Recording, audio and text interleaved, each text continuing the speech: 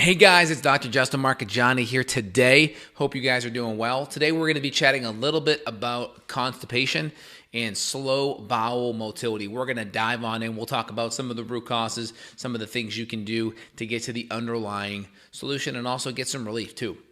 Before we do, make sure you smash that like button. Really helps with the YouTube algorithm. Put your comments below. Let me know things that you've done to help support and enhance your bowel motility. All right, let's dive in. So constipation essentially is if you don't have a bowel movement for at least 24 hours, that's constipation, okay? So if we start to go longer than 24 hours, you're officially constipated. Congratulations. Number two is we kind of have like our like Bristol stool chart scale, right?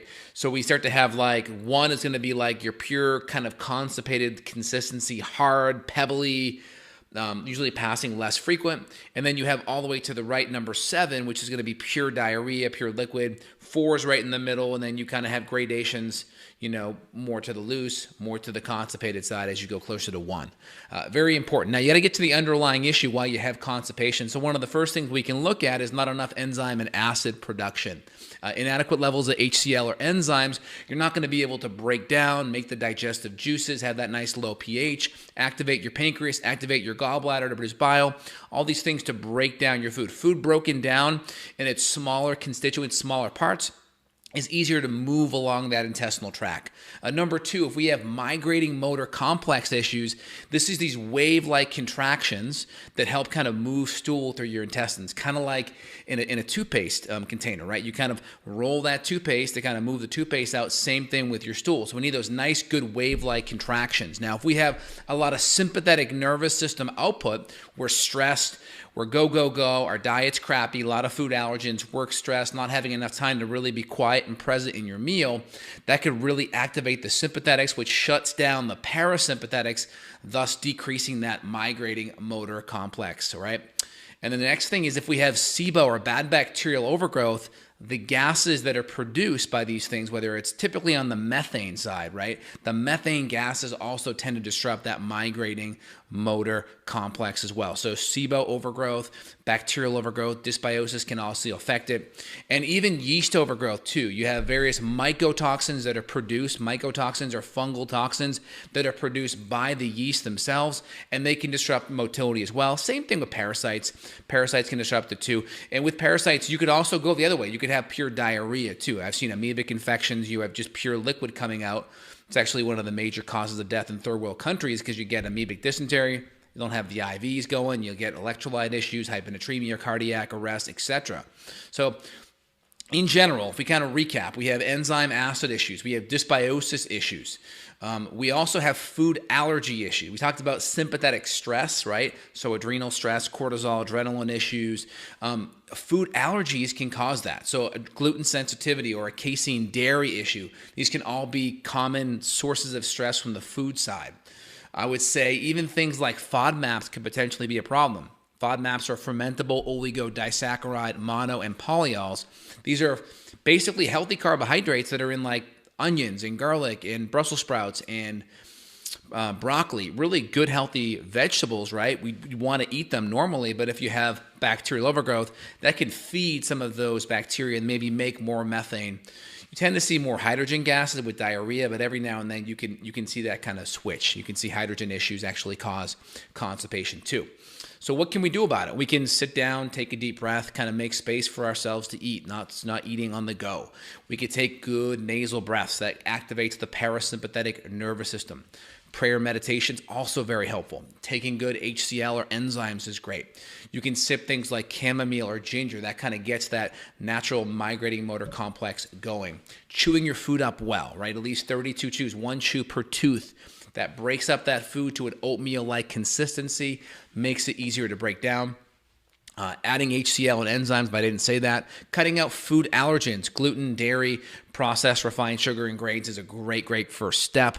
You can look at going a low FODMAP if you need.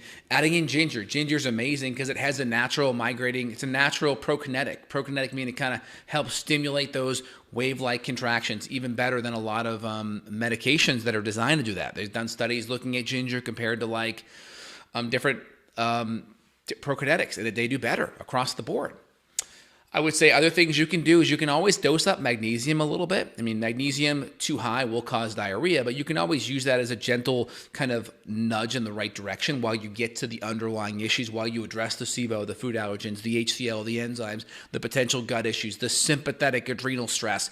You can work on getting to the root cause while you're kind of having some palliative support in the meantime. Same thing with like prunes. Those can be helpful as well. Maybe not a root cause support, but hey, if we can get some relief in the meantime, that can be helpful. And of course, we have the ultra extreme would be like a water enema, which would help move things. But I typically wouldn't recommend that unless it's incredibly severe and it's, either that or going to the hospital, right?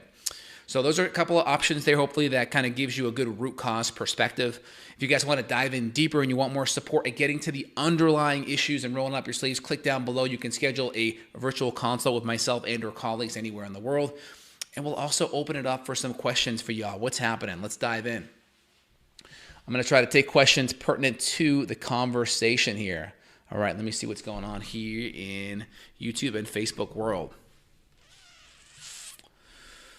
If you have a good bowel movements, but you have to wipe constantly, what does that say? Okay, so typically means you're not breaking down your fat, right? The excess wiping or skid marks, right? That's just not breaking down fat. So you can see it if your stool is floating, that's one sign, a lot of fat. If it's blonde or clay colored, a lot of fat. Skid marks, that's wipes. You may just want to, you can see it in the morning with MCT oil, right? MCT oil can cause a laxative effect. You may get it from that too, because your body's pushing out some of that MCT, okay? It could happen with inadequate HCl or pancreatic enzyme sufficiency, right? Or gallbladder issues, not enough bile. So all those are potential things.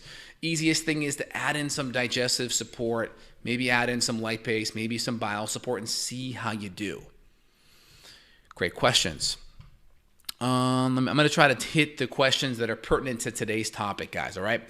Does foul smell in the stool or flatulence say anything? Yeah, foul smelling, flatulence, right? Farting, that's methane gas. The sulfury smell, that's methane. Hydrogen gases tend to be more neutral, okay? Hydrogen, more diarrhea. Methane, more on the constipation side. So your foul smelling flatulence could be connected to your bowel movement motility being slow, okay? Does ascorbic acid, vitamin C, absorb good on its own? Should I eat it from fruit? Vitamin C with food is great, but if you want it supplementally, that's great. Drinking ginger juice from ginger. Yeah, so ginger in general is a great prokinetic. So that's another good one for keeping your bowels moving. Great questions, guys. I'm going to keep rolling here. All right. So in general, easy low-hanging fruit is going to be the HCl, though. It's going to be the easiest simple thing out of the gates. It's going to be one of the easiest things. All right. I'm going to keep rolling, guys. Outside of that, get a high comprehensive stool test to see what's going on. That can be very helpful at getting to the underlying issues and what's happening there. Very good. Next thing I would say is get your HCl, get your enzymes up there. Work on chewing your food adequately. Really important. Next thing is make sure you are not overly hydrating with your meals, right? Water's got a pH of 7. Your intestines are a pH of 1, 1.5, 2. So if you take a whole bunch of 7 with 1.5, guess what? That pH starts to get more alkaline and you lose that acidity. So very, very, very important. All right, guys, hope that helped you today. If you guys want to dive in deeper, click down below. Chew your food, decrease stress, enzyme acid, good bile support. Do all the right things, and I think you'll be on the right track. If you need, reach out to myself and colleagues down below. We're here to support y'all. All right, guys. You guys take care. Take care. Bye.